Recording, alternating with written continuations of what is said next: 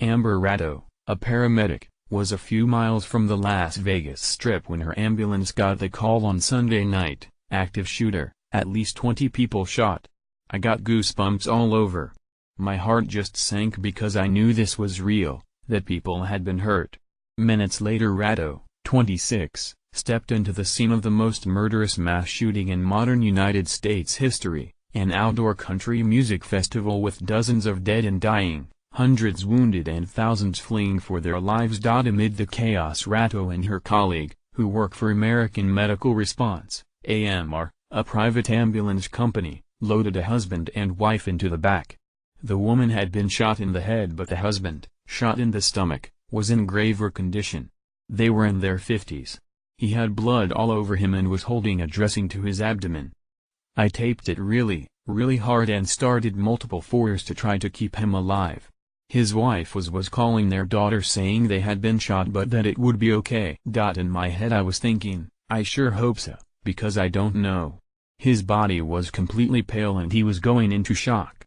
It was the start of a long, terrible night for Las Vegas's first responders and hospitals. 59 dead, more than 520 wounded, and uncertainty over further attacks. Grisly scenes awaited Ratto at Sunrise Hospital and Medical Center, which resembled a war zone. Blood just soaking the hallways, everywhere.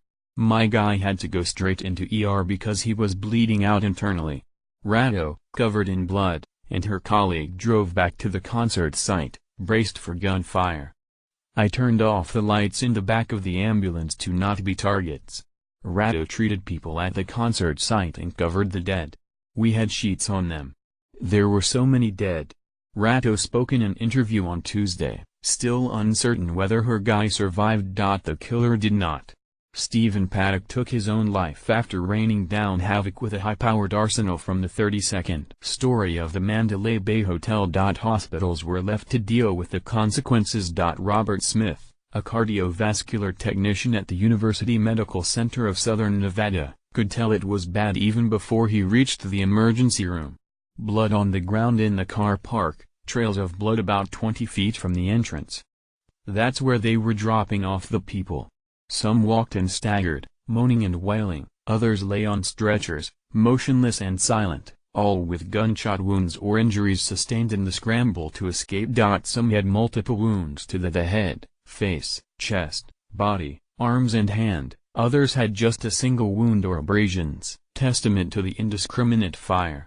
You couldn't think about your own world, your own problems. You had to focus on the patients to save as many lives as possible, said Smith, 59, speaking on Tuesday during a brief break at the hospital which ended when his pager beeped. The rampage killed 59 people and wounded more than 520. The University Medical Center of Southern Nevada, known as UMC, received about a fifth of the wounded. It is the only Level 1 trauma center in Nevada and one of the U.S.'s only freestanding trauma units, an integrated facility permanently staffed with surgeons and trauma nurses, with 11 trauma bays, 3 operating rooms, a CT scanner and a trauma intensive care unit. Staff trained to handle disasters and mass casualties. Even so, the scale and intensity of the influx on Sunday and Monday stretched them to the limit. Beds, gurneys and wheelchairs swiftly filled. Staff had to raid other departments for additional tubing, blood pressure cuffs and blankets, and still patients kept coming. The main challenge was to stay calm and to think straight, said Pat Archer, a lab technician who processed blood samples. Very clear this was a high-powered weapon. I have no idea who I operated on, Jay Coates, a trauma surgeon, told AP. They were coming in so fast, we were taking care of bodies. We were just trying to keep people from dying. Every bed was full. We had people in the hallways, people outside and more people coming in. Huge, horrifying wounds on his operating table told him this shooting was different. It was very clear that the first patient I took back and operated on, that this was a high-powered weapon. This wasn't a normal street weapon. This was something that did a lot of damage when it entered the body cavity.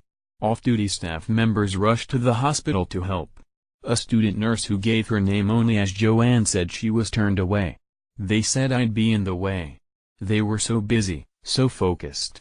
A key challenge was prioritizing the wounded. The loudest and bloodiest are not necessarily the gravest cases. A scale of 1 to 5 rates 1 as the most critical. Those deemed to have unsurvivable injuries were reportedly placed in a separate area to receive comfort care until they died, a standard practice. A group of 4 clinical technician,